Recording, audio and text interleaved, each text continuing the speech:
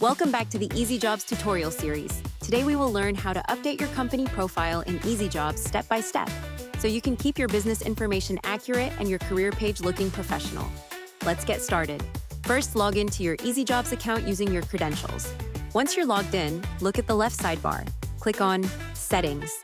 From here, Company Setup tab, you will find the settings to manage and update all of your company information.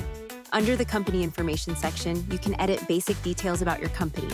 Just remember that you can't change the username, but you can easily update everything else. When it's done, click on the Save Changes button.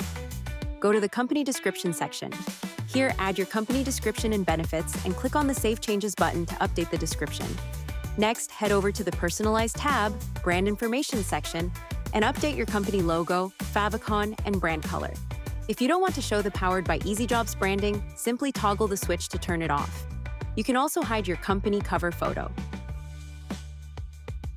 And if you want to update or remove additional images, click on the bin icon and confirm to delete.